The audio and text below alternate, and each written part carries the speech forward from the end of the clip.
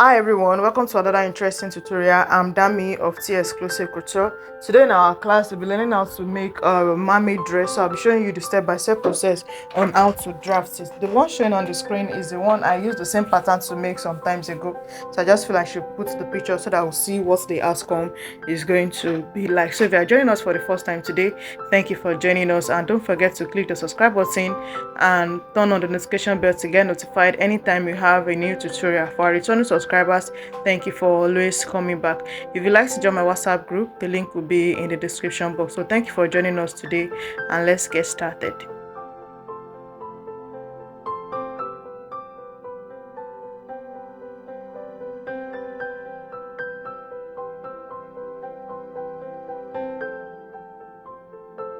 Alright, so for the drafting of our mermaid skirt or gown now, we are going to be measuring out our vertical lines.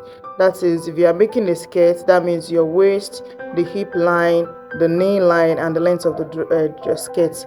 But I'm making it as a gown, so I'll start from the waistline, which means I have to remove the half length measurement. Then I'll measure my shoulder to waist, the shoulder to waist, which I'll mark there, and the shoulder to the hip line, I'll go ahead and mark it also, and then the shoulder to the natural knee.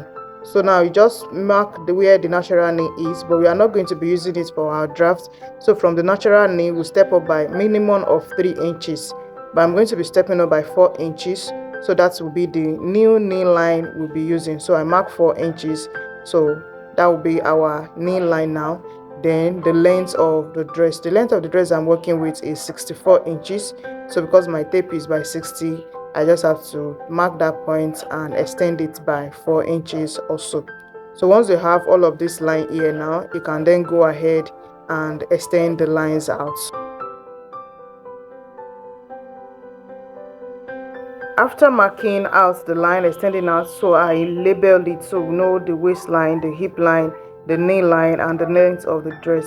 So now on the waistline, we'll start by imputing our waist measurements. So if you are making a skirt, you use your skirt waist measurements, but if you are making a dress, you are going to use the normal waist measurements you use for the upper parts. Then also I had 2 inches as my side seam allowance, like this. So on the hip line, I imputed my front hip measurement, that is 9.5 here. Then I added 2 inches as my side seam allowance. On the knee line we have now, you are going to be subtracting ½ inch from your hip measurement. You know, my hip measurement was 9.5, so I subtracted ½ inch from it to get 9 inches. So that is what we'll be marking, or you can go in as like 0.75 depending on how tight you want it to be on that side. So I'll go ahead and mark it and also add my 2 inches side seam allowance to it. So whatever you have on the hip line, you just take it down to the hem of the gown or the skirt before we do the extension that we have there. So after marking it out now, you go ahead and connect it. So I'm connecting the normal measurement first, then also the side seam allowance. Sorry, it was after I finished drafting that I realized that it was not very visible, so please just bear with me and follow step by step. After connecting, what we have here is our basic pencil skirt. So now on the hem line, we are going to be extending it out to have the mermaid effect. So we are going to be adding goddess to the side. So we make extension to the side, to the hem line like this. So on the hem line, you extend the lines out. Then I'm going to be adding 9 inches as the goddess. So I'll mark the 9 inches. Then from that point, we'll be connecting it to the knee area. So this is what the front pattern is going to be looking like for our mermaid skirt. So if you want the front to be fuller than this, you can do slash and spread method. When you get to the fabric, I'm going to be explaining now. So you just slash it a bit on the knee area and you are going to be spreading it out. So on the hemline, I step up by 1.5 in order to have just a curvy side of the front. So with this now, we have our skirt pattern, and also when you are cutting on the fabric, you don't need to add allowance because it has already been added. So once you are done with this now, you go ahead to cut out the front skirt pattern, then we'll go ahead to draft the back. If at this point you are still here to subscribe to my channel, please go ahead and do so. Click the subscribe button and turn on the notification bell to get notified anytime we have new tutorial. And don't forget to give this video a thumbs up, comments, and also share the tutorial. So let's go ahead and draft the back bodice. For the back pattern now, this is my pattern paper I'm going to be using. I have to tape them together to have the wideness we need. So you're going to be placing your front skirt on it. The side front and the side back are both going to be this same thing, but the center back is going to be where we are making alteration. So once you place your pattern on it like this, you just go ahead and hold it down with your paper tape. So after that now, we are going to be extending our waistline out, and on the waistline we are going to be adding 1 inch to the back waist measurement, which we are going to be using for the darts. The front is going to be having that, so I added 1 inch for that point. And on the hip line, I measured my back hip measurements. At this point, you should know that your front hip and the back hip are not the same, so we use allocation to know the front and the back. So I marked out my back hip measurement, which is more than the front, so it extended outside like this. Then I'm going to be connecting that point now to the darts allowance we added for the waistline.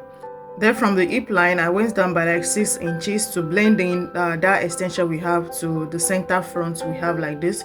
So that is going to be our back extension. So from the waistline, you had 1.5 inch allowance for your zipper allowance that we have on the center back.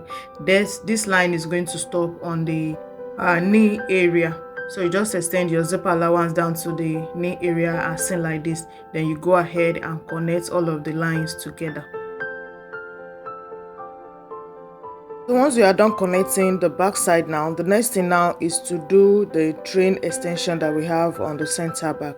So the length depends on how much fabric you have. So first you are going to measure from the knee area of the front to the hem. Whatever you have there is going to help you and guide you to know the length you are going to be using for the back train. So if you have fabric, so from the knee area now, where we made the zipper extension that we have, so you measure from that place. From mine, I have 27 inches from the knee to the hem line.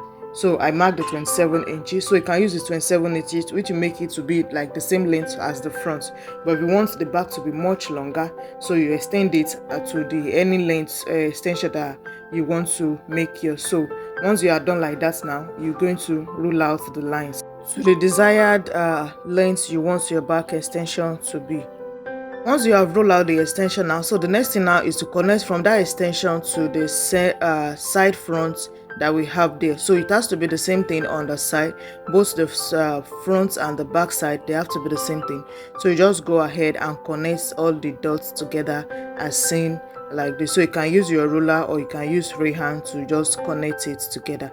So now we'll go ahead to cut it out so that we'll see how it's looking like. If you're still watching to this point, please don't forget to give this video a thumbs up, comment, and also share the video.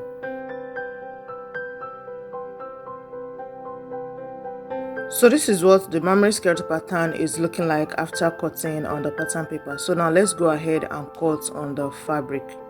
For the cutting of the front, I folded my fabric into unfold. So my fabric is on fold now. So we'll be placing the center front on the folded part, but I want the front to have more fullness than what we have here. So I'll be doing the slash and spread on the knee area as I'm slashing it like this, so that we'll be able to tilt it and be able to get more fullness. So from the upper part of the skirt to the knee area, you are going to be pinning it to the folded part of the fabric as seen like this. So you know we cut it on the knee area, so for the upper part you pin it down like this. So you just slash it and just make sure that you do not cut through the pattern paper, so that now what we are trying to achieve is more fullness on the down parts of the front pattern. So you just tilt it a little bit as seen like this. If you want yours to be fuller, you can tilt it as much as you want. So once you're able to get this now, you also pin the down parts down so that you go ahead to cut it. Once you have pinned it down now, you connect from the side to the center front as seen like this. So just go ahead and do the connection so that they will be on the same length. So once you have connected the side, we have added our allowance on the pattern paper, so we'll not be adding any side seam allowance.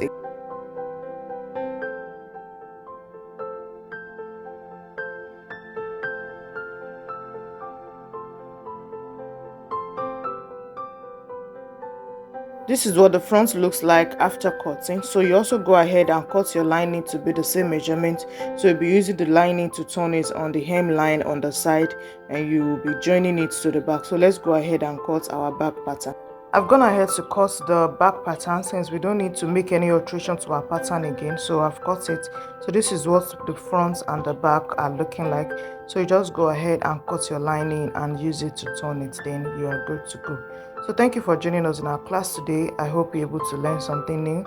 Don't forget to like, comment, share, and if you are not subscribed, don't forget to click the subscribe button and turn on the notification bell to get notified. So thank you for joining us today, and we'll see you in the next class.